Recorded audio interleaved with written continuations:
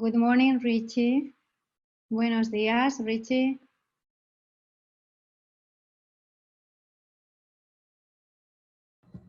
Buenos días. Good to see you. Good morning. Good morning. Thank you for coming. Thank you for coming to the class. We have this large community of teens, olders, and elders. Fantastic. Wonderful. So, muchas gracias, profesor. Tenemos esta comunidad. I'm going to translate you and dialogue with you. Thank you for your time. First of all, we would love to ask you if you can do a short introduction about what is contemplative neuroscience. I know you was yesterday with His Holiness the Dalai Lama. Thank you for your contribution to the science. Thank you. Very happy to Sí. contribute. So contemplative neuroscience is really the melding of ancient contemplative traditions for training the mind and for cultivating well-being with modern neuroscience, which emphasizes the plasticity of the brain. So the melding of these two great traditions is very powerful because it gives us a deeper understanding from a scientific perspective of how mental training, mind training, can actually induce changes in the brain, which can then sustain well-being. Thank you. I'm going to translate. Le pregunta al profesor si nos puede introducir qué es la neurociencia contemplativa y cómo la neurociencia contemplativa dice es la mezcla de dos tradiciones. Es la mezcla de la tradición india contemplativa con el entrenamiento de la mente desde la perspectiva neurocientífica. Y desde luego estas dos tradiciones lo que procuran es el desarrollo del bienestar. Y dentro del bienestar y de la neurociencia, un elemento fundamental que es la neuroplasticidad del cerebro. La mezcla de esas dos tradiciones, de esas dos ciencias, se fundamentan en cómo el entrenamiento de la mente induce cambios en el cerebro. And I would love to ask you, who was the first who was interested just in this aspect of the contemplative neuroscience? Tell us a little bit about the history. How does it arise? What happened in the beginning? It was a beginning? Well, sort of. I think really the first scientist to embrace this possibility was Francisco Varela, the great Chilean neurobiologist who came from Chile, worked most of his career in Paris. Francisco was a serious meditation practitioner and also a very well-trained neurobiologist. And he brought those worlds together. And one of the ideas that he promoted was something that he called neurophenomenology.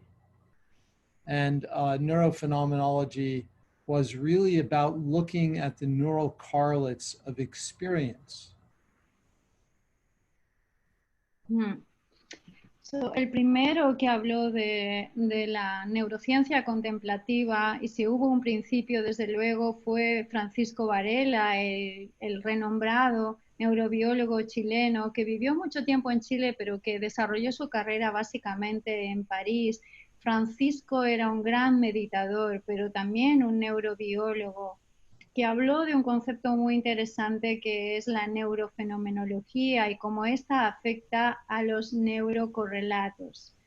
Do you feel that Francisco, because he was a meditator, he can get access to another perspective, another view of the science? Yes, another view, and one of the central issues in neurophenomenology, as he described it, was that we need to have observers who are trained to observe their own mind.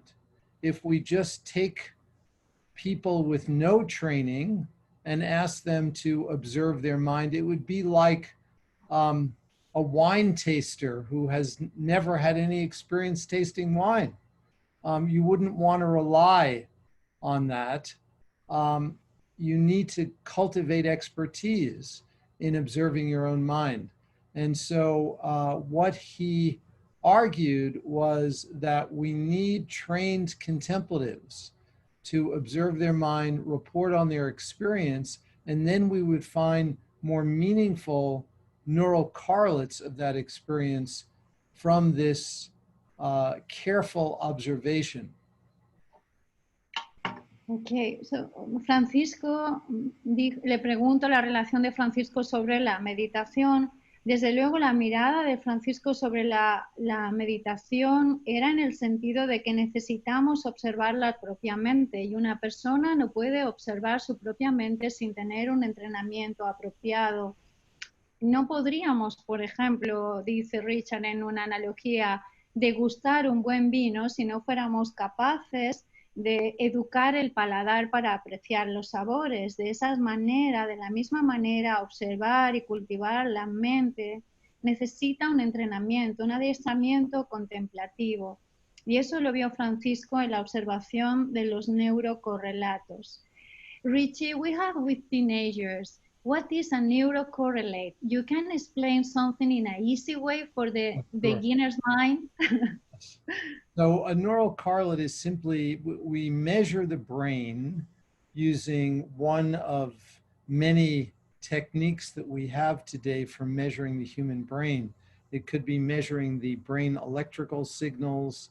It could be putting a person in a brain scanner, like an MRI, magnetic resonance imaging scanner. All of these are different kinds of methods for measuring the brain. And if we have people that we are testing and we measure their brain and they report an experience, we can see if there is a change in brain activity that is consistently related to their experience. And that is a neural correlate.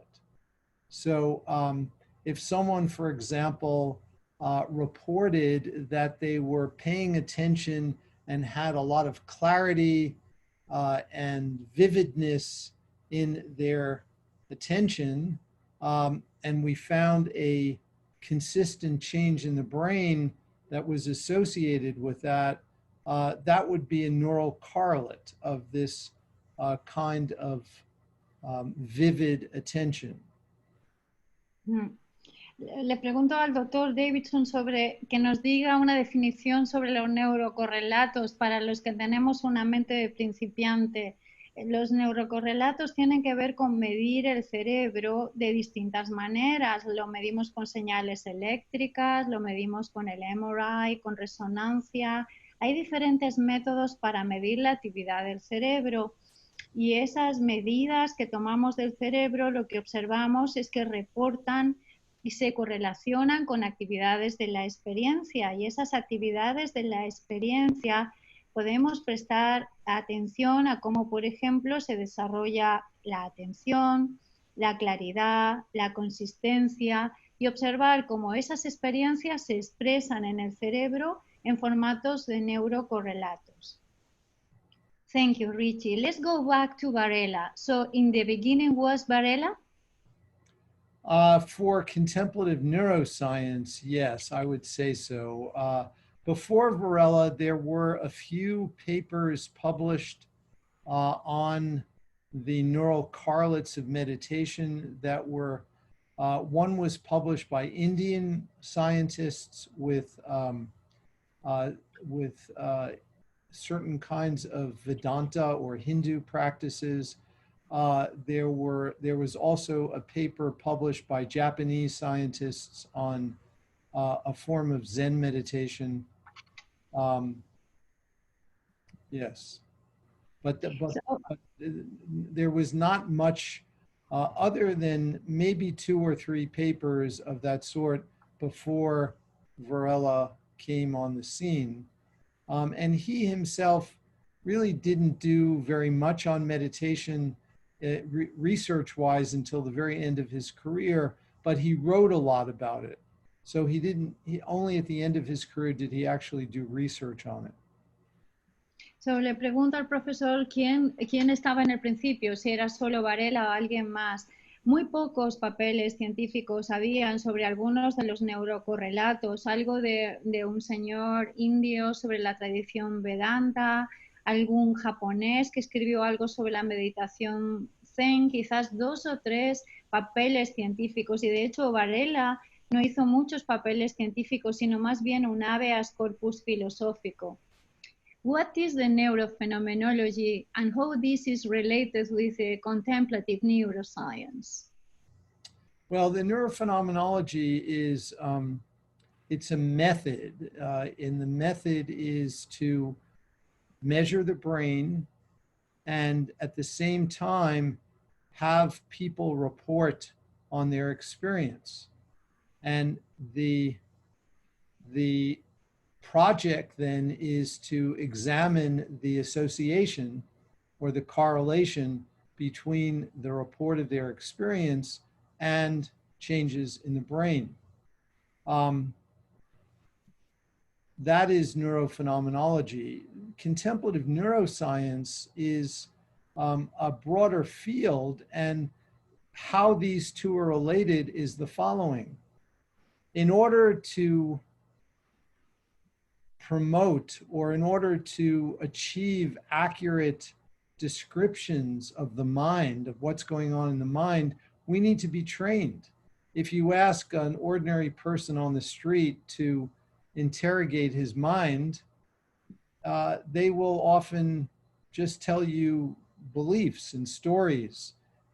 They will not have the skills to report in a very nuanced way about what's going on in their mind. For that, we need contemplative training. La pregunta es, ¿qué es la neurofenomenología y qué relación guarda con las neurociencias contemplativas? La neurofenomenología es un método que se encarga de promover y describir los fenómenos de la mente, pero para comprender eso tenemos que tener entrenamiento de la mente. Imagínate que le preguntas a una persona por la calle qué es la mente y te va a responder como un conjunto de creencias o de hábitos que tiene aprendidos, pero más bien que es la mente es un conjunto de habilidades que pasa por expresar, y ese conjunto de habilidades que pasa por expresar es la neurociencia contemplativa exactamente. So, I have wrote from you in the past something about what is contemplative neuroscience. I remember very well your writing about how you become a contemplative neuroscience. Tell us your history about how you become in contact with Francisco. Do you remember this encounter, and how was that, Richie? Yes, I very much remember all of that early history. I was very fortunate when I was a graduate student to meet people who had a practice of meditation, and they were warm-hearted, they were kind, they were the kind of people I wanted to spend more time with, and they were not my professors in graduate school. They were people that I met on the outside. And I learned that they all had in common a practice of meditation. And so this led me, after my second year of graduate school, this was many, many years ago, in 1974, to make my first trip to India, where I got a little taste of more intensive meditation practice and went on retreats. At the same time, I had the strong conviction that the mind was really the most important thing to be studying, because it's really responsible for everything, the quality of our mind. And I recognized that in the West, in order to study the mind, you also needed to study the brain, that was a pathway for studying the mind. So I began to study the brain in my academic work, and in my personal life, I was studying meditation and very convinced that this path of meditation was very important for psychology and neuroscience, but my professors were not very welcoming at the time. And I became very much what I've called a closet meditator. There are very few people that knew I was interested in this. And then I first met Francisco soon after I left graduate school in the early 1980s. He was working in New York City, and I was near New York City, and we both ended up working in the same laboratory at NYU Medical School. And that's where I first met him, and we did an experiment together to measure the duration of a perceptual moment. That's how I first met Francisco. Thank you. Le preguntamos a Richard cómo empezó él, cómo empezó con la meditación y si recuerda la primera vez que encontró a Francisco, cómo fue ese encuentro. Bueno, mi encuentro con la práctica de la meditación se remonta a cuando era un estudiante y me estaba graduando. Y ahí empecé a entrar en contacto con personas que meditaban, eran muy amables, eran muy buenas, y yo quería pasar mucho tiempo con ellas. Y da el caso que ninguno de ellos eran mis profesores, eran justamente lo opuesto. Entonces me interesé por la meditación y hice mi primer viaje a la India. En aquel momento yo empecé con la meditación y con retiros en la manera clásica. Tuve muy claro desde joven que quería estudiar la mente y sobre todo cómo funcionaban las cualidades de la mente, porque para mí reconocer la mente era muy importante y lo que Occidente reconocía como reconocer la mente era estudiar el cerebro, así que decidí estudiar el cerebro de manera académica y mantener mi práctica meditativa más en lo privado para estudiar la mente.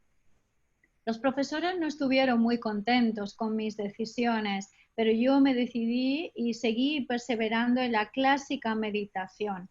Cuando conocí a Francisco Varela fue en Nueva York.